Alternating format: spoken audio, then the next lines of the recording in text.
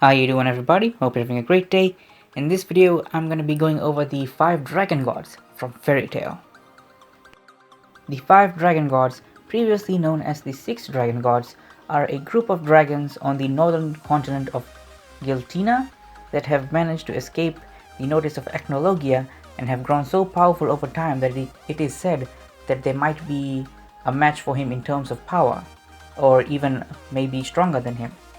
They were first mentioned in chapter 470 of Fairy Tail by August.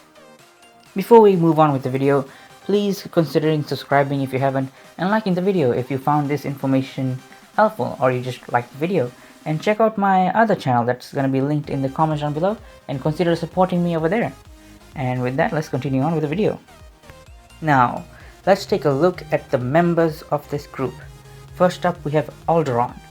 Known as the Wood Dragon God, he is the biggest of the dragon gods, and while he was alive, he was the biggest dragon alive at the time. He is so large that 5 large human towns, collectively known as the city of Drasil, are located on his body. Alderaan managed to escape Echnologia during the Dragon King festival, but in doing so, he was gravely injured.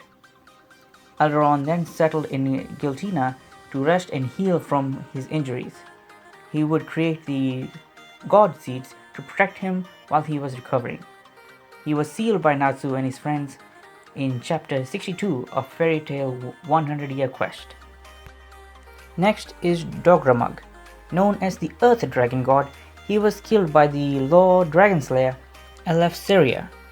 While he was alive, after his death, his body has become a great labyrinth known as the Great Labyrinth of Dogra, which continues to expand every year.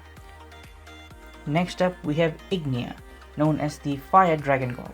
Igneel is the biological son of Igneel, the Fire Dragon King, making Natsu his adoptive brother. He is among the few dragon gods thought to be more powerful than Echnologia. He has even earned the moniker the Flame of Destruction. And next we have Merkphobia, known as the Water Dragon God. He is the leader of Hermina, whose citizens worship him as their protector. His powers were stolen by someone called the White Wizard. This caused him to be weaker but unable to control his power carefully. He was sealed in chapter 22 of Fairy Tail 100-Year Quest. And then we have Selene, known as the Moon Dragon God. Selene is the only female dragon within the group. Her powers are astral in nature, which allows her to influence the astral bodies such as the stars, but mainly the moon. She also has transportation powers, allowing her to travel through different realities, earning her the moniker the dragon that crosses dimensions. She used to rule the world of Elentia. She used to be the benefactor of the White Wizard. She is currently the Guildmaster of Diabolos, a guild in Giltina that is entirely made up of 5th generation dragon slayers. She is currently trying to kill the rest of the dragon gods. And lastly, we have Viernaz, known as the Gold Dragon God.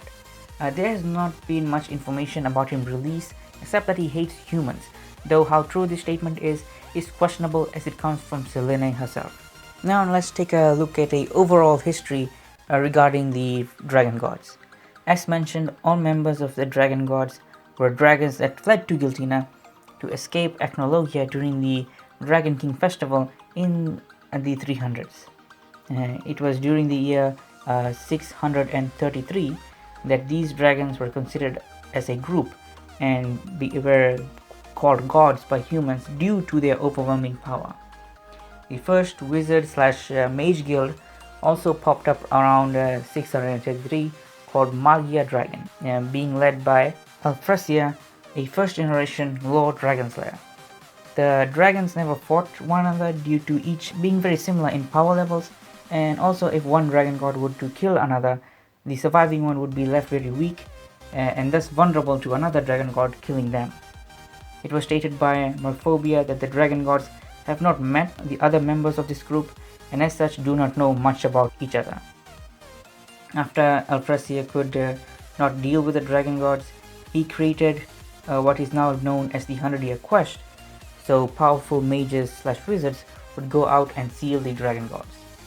Prior to Natsu and his team taking the quest, There have been 98 attempts to clear the quest over 160 years, with all of them ending in failure. Gildart's Clive is the only known person to survive, to have come back alive after attempting to complete the quest. Usually this is where I give some extra tidbits like trivia or maybe some extra information that did not fit the layout of the script I had. I'll just give some information. This is just me speculating. I believe that the dragon gods laid low due to Agnologia being alive, and they only started causing a fuss after he died due to them being afraid of him.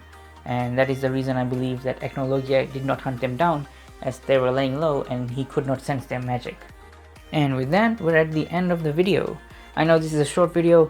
I'm considering doing a episode on each of the dragon gods separately, but there isn't a lot of information about them. The only one I can think of in the future that I'll do is probably Igneel, as due to his relationship with Natsu, but I'm going to be doing some other characters from Fairy Tail going forward. If you have any recommendations, please leave them in the comments, like and subscribe, and I'll see you guys in the next video. Bye!